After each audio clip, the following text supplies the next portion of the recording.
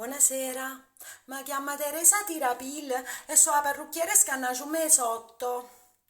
Io, con le figliole mie, acconciamo i capelli a tutte femmine, ma solo a quelle sotto. Eh già, perché le femmine coppa, che non vengono, sono troppo altolocate. Ma a noi non ce ne importa. Noi è sotto, siamo gente sincera e non favezzona.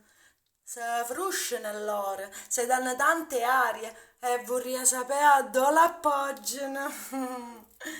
Oramai si è creato un'usurca, così futa, che non si può più riparare.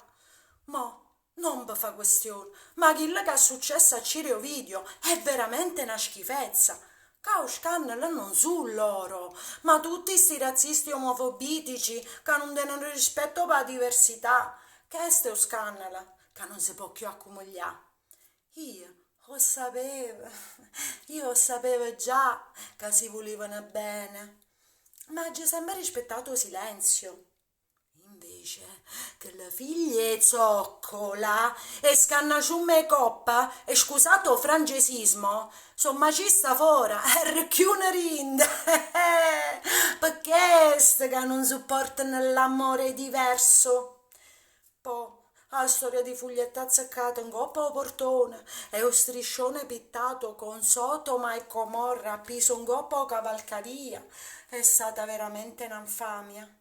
Io saccio non sa che cose e ci erba passione per tutte scannacciumme e coppa, ma per rispetto della privacy io non parlo.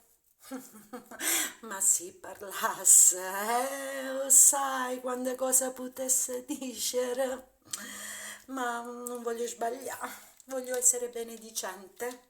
Voglio solo fare gli auguri a Ciro e Ovidio che sono belle innamorate. E quando vengono da me, che li accongio io per la festa del matrimonio civilista. Eppure gratis, perché noi vi volimmo bene. Parole Teresa Tirapila, parrucchiera e scannacciume sotto.